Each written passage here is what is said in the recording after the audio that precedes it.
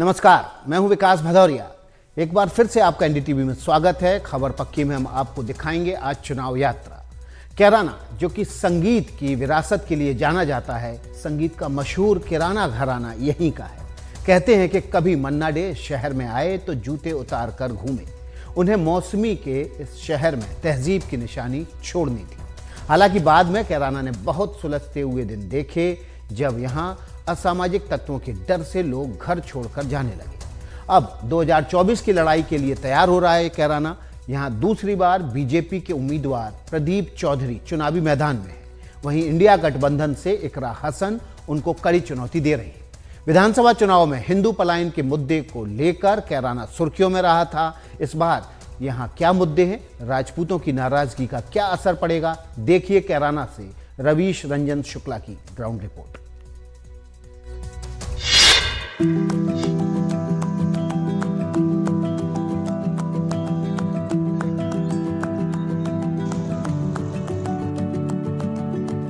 NDTV की election यात्रा अब पहुंच चुकी है कैराना लोकसभा क्षेत्र में और यहां पर बीजेपी के जो निवर्तमान सांसद हैं प्रदीप चौधरी, वो दोबारा चुनावी मैदान में हैं और उनके खिलाफ विवादास्पद नेता नाहिद हसन की जो बहन है 28 साल की इकरा हसन, वो इंडिया गठबंधन से उनको सियासी चुनौती दे रही हैं।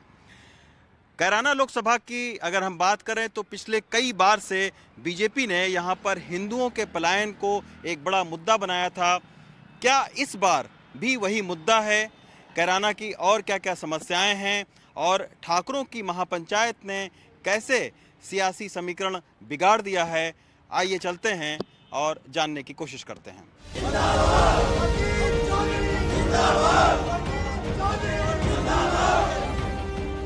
शामली के भैंसवाल गांव में 2 आरएलडी विधायकों के साथ बीजेपी उम्मीदवार प्रदीप चौधरी चुनावी सभा करने पहुंचे हैं। ये वो गांव है जो आरएलडी का गढ़ कहा जाता है और पिछले उत्तर प्रदेश विधानसभा चुनाव में यहां संजीव बालियान का विरोध भी हुआ था। लेकिन आरएलडी से बीजेपी गठबंधन के बाद अब जयंत समर्थकों के लिए बीजेपी उम्मीदवार की जीत मूंछ का सवाल बन गई है। आज समस्या है, अगर वहाँ जयंत गया, अगर वो वहाँ दब के बोल रहे तो वह बेइज्जती हमारी बिरादरी की, जाट बिरादरी की बच के खुल के बोल रहे, जम के बोल रहे और दबना बिल्कुल भी। फोकस करिए। एक बार फिर जम के बोल रहे, खुल के बोल रहे। जिस समाजवादी पार्टी ने हमें 2022 में पूरा धोखा दिया, 40 सीट थे 35 सीट, 35 सीट से 32 सीट, 32 थे 29, 29 में भी 4 हमारे उठ गए। तो यही बात इस बार जैन जी को हमने कही थी, इस बार आप इनसे गठबंधन कर दिया तो हम भी आपसे हट जाएंगे। पिछली बार प्रदीप चौधरी ने करीब 90,000 वोटों से सपा की तबस्सुम हसन को हराया था। उस वक्त बीजेपी ने हिंदुओं के पलायन को बड़ा मुद्दा बनाया था, लेकिन इस बार ये मुद्दा गायब है। देखिएगा, हमारी सरकार के आने के बाद कानून व्यवस्था को दुरुस्त करने का काम किया गया है। कानून व्यवस्था के विषय को लेकर के जो भी बेहतर परिणाम निकालने की आवश्यकता थी, वो बेहतर परिणाम निकालने का काम किया। आज लोग निर्भीक होकर के अपने कामों को संपादित करने का काम कर रहे हैं। आज किसान भी आसानी से खेत में जा पा रहा है। आज महिलाएं भी सड़क पर उतर करके अपने कामों को पूरा करने का काम कर रहे हैं। लेकिन रविवार को ठाकुरों ने महापंचायत करके बीजेपी उम्मीदवारों की सिरदर्दी बढ़ा दी है।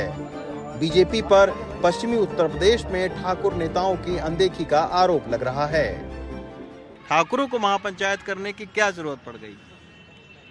बीजेपी द्वारा जो राजपूत समाज की अनदेखी की जा रही है ना, इतिहास चोरी किया जा रहा है और बहुत सारे, और उसके रोष की वजह से महापंचायत की जरूरत पड़ी। कुछ मतदान में पड़ेगा इसका?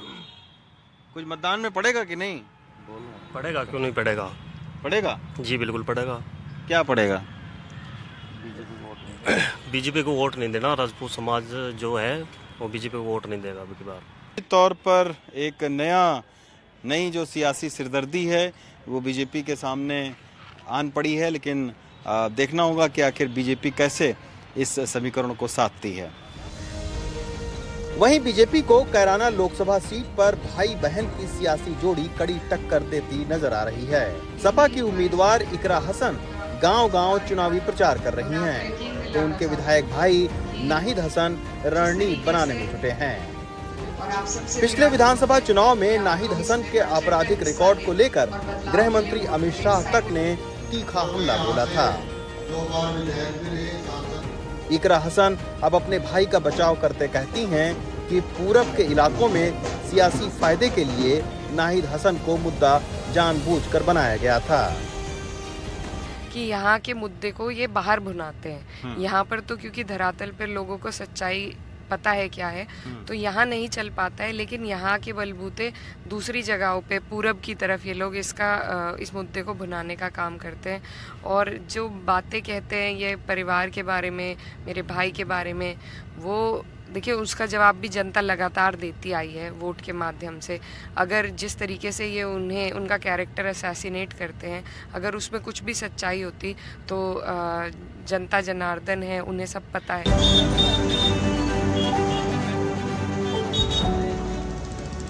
कैराना के सियासी समीकरण को देखें तो यहाँ मुस्लिम 6,50,000, कश्यप 2,50,000, जाट 1,60,000, ठाकुर 1,05,000, दलित 2 लाख और ब्राह्मण करीब 1.25 लाख हैं। हालांकि शामली की सारी सियासत गन्ना किसानों के इर्द गिर्द घूमती है, लिहाजा यहाँ बीजेपी और आरएलडी दोनों दावा कर रही है कि गन्ने की कीमत 400 पार किया जाएगा। गन्ने की खेती के लिए मशहूर जाटलैंड की सबसे हॉट सीट यानी कैराना लोकसभा पर बीएसपी के उम्मीदवार श्रीपाल राणा के लड़ने से अब सियासी समीकरण उलझ से गए हैं। कैराना के 2 बड़े सियासी परिवारों के जो उम्मीदवार हैं, प्रदीप चौधरी और इकरा हसन की चुनावी नैया कैसे पार लगती है, ये देखना दिलचस्प होगा। कैराना से प्रदीप प्रजापति और सचिन गुप्ता के साथ रवीश रंजन शुक्ला, एनडीटीवी इंडिया।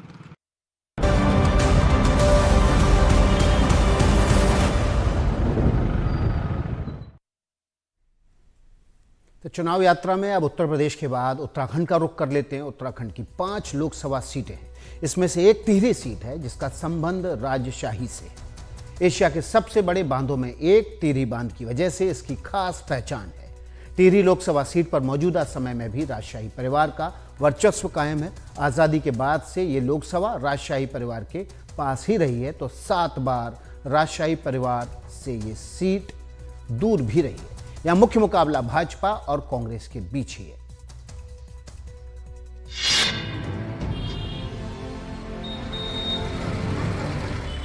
टिहरी रियासत का 1 अगस्त 1949 को भारत में विलय हो गया। इस सीट पर अब तक 18 चुनाव और उपचुनाव हो चुके हैं। इनमें से 10 बार कांग्रेस और 7 बार बीजेपी ने जीत हासिल की है। 2012 में बीजेपी की माला राज्यलक्ष्मी शाह यहां से उत्तराखंड की पहली महिला सांसद बनी। इस सीट पर यहां के पूर्व राजशाही परिवार का दबदबा रहा है और मौजूदा सांसद भी उसी परिवार की सदस्य हैं। टिहरी लोकसभा क्षेत्र का बहुत बड़ा जो है टिहरी के लोगों का कितना त्याग है। लोगों ने अपने ज़मीनें खोई हैं, अपनी विरासत खोई है, अपने घर गांव खोए हैं। तो अब जब बात बना है तो उसको मिलना चाहिए। और ये मुद्दा मुझे लगता है कि जनता की ओर से भी है कि टिहरी ने जो त्याग किया उसका प्रतिफल उतना मिला नहीं। ये अक्सर ये शिकायतें जनता की तरफ से आती हैं। 1952 में राजमाता कमलेंदु मती शाह निर्दलीय टिकट पर टिहरी से जीती। 1957 में टिहरी रियासत के अंतिम राजा मानवेंद्र शाह कांग्रेस के सांसद बने। 1971 में कांग्रेस के परिपूर्णानंद को जीत हासिल हुई। 1977 और 1980 में त्रेपन सिंह नेगी पहले जनता पार्टी और फिर कांग्रेस से जीते। 1984 और 1989 में कांग्रेस के ब्रह्मदत्त टिहरी से जीते। 1991 में मानवेंद्र शाह ने टिहरी सीट पर बीजेपी का खाता खोला और 2004 तक 5 बार चुनाव जीते। 2007 के उपचुनाव और 2009 के चुनाव में कांग्रेस के विजय बहुगुना जीते। 2012 से सीट पर बीजेपी की माला राज्यलक्ष्मी शाह जीतती आई हैं। चीन सीमा से सटे उत्तरकाशी जिले की नेलांग घाटी से लेकर टिहरी और देहरादून जिलों में फैली इस सीट में से 8 पर्वतीय और 6 मैदानी विधानसभा क्षेत्र आते हैं। टिहरी लोकसभा में ही गंगोत्री यमुनोत्री धाम आते हैं और यहीं भारत का सबसे ऊंचा और बड़ा बांध और 42 किलोमीटर की टिहरी झील है। बांध की वजह से टिहरी शहर और राजमहल पानी में डूब चुके हैं। टिहरी लोकसभा सीट में सबसे ज्यादा मतदाता देहरादून के आसपास रहते हैं, इसलिए सबसे ज्यादा ध्यान भी इसी इलाके पर दिया जाता है और सबसे ज्यादा चुनाव प्रचार भी यहीं होता है। टिहरी लोकसभा क्षेत्र में 14 विधानसभाएं आती हैं।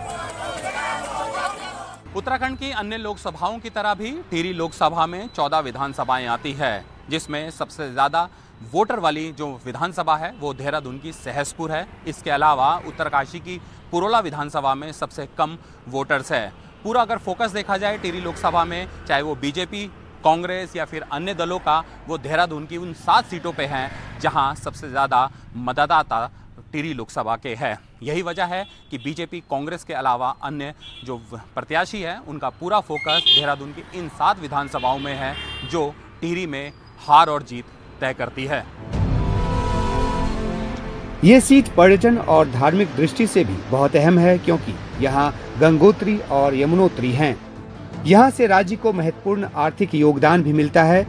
फिर भी लोगों की शिकायत है कि यहाँ विकास और स्वास्थ्य जैसे क्षेत्रों में जिस तरह का काम होना चाहिए वो नहीं हुआ है।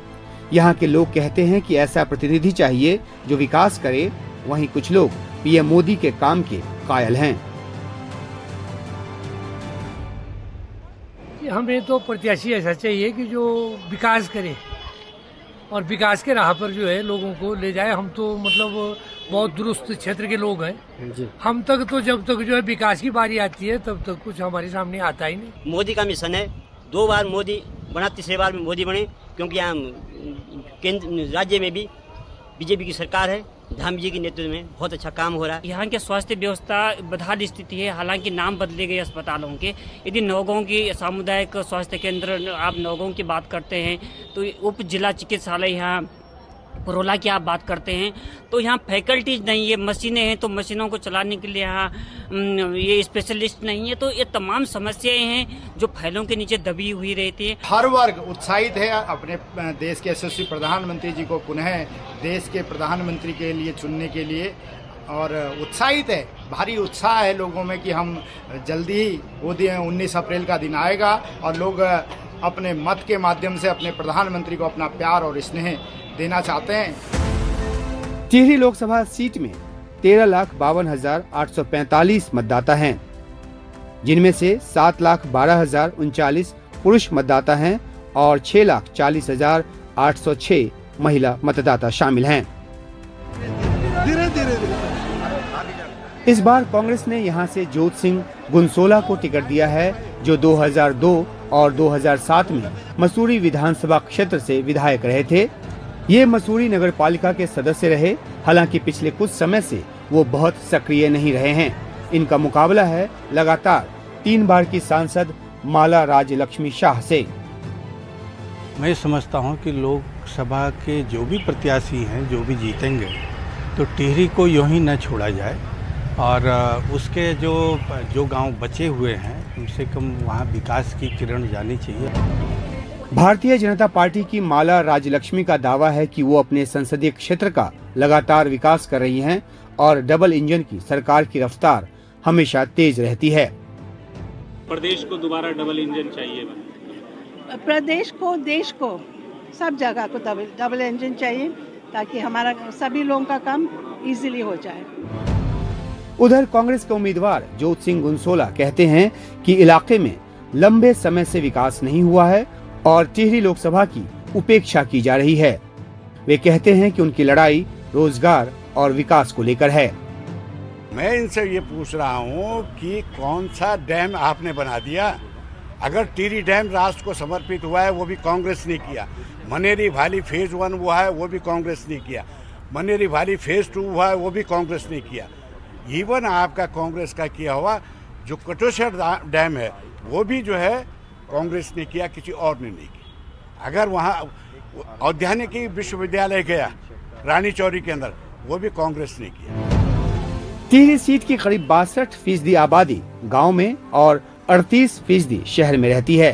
रोजगार, पलायन, सड़कें, स्वास्थ्य सुविधाएं तो यहाँ के मुद्दे हैं ही। रोज रोज के भूस्खलन और भूकंप से लोगों की जान और माल दोनों का नुकसान होता है। भूस्खलन प्रभावित गांव का सर्वे और विस्थापन की लंबे समय से मांग है। साथ ही बंद पड़ी जल विद्युत परियोजनाओं का पुनर्निर्माण जैसे मुद्दे भी हैं। बहरहाल टिहरी लोकसभा में कई ऐसे मुद्दे हैं जिनको हर बार चुनाव में नेता आकर वादा करते हैं कि इनको पूरा किया जाएगा, लेकिन वो आज पिछले सालों में जस के तस बने हुए हैं। अब ये देखना होगा कि 4 जून में जब रिजल्ट आता है तो जनता ने किसके वादे पर विश्वास किया और किस पे नहीं। लेकिन ये सच है कि चुनावों में अक्सर लोग वादे करते हैं और चुनावों के बाद वो भूल जाते हैं। देहरादून से एनडीटीवी इंडिया के लिए किशोर रावत। मेरे साथ चुनाव यात्रा में इतना ही। आगे खबरों का सिलसिला, हॉट टॉपिक।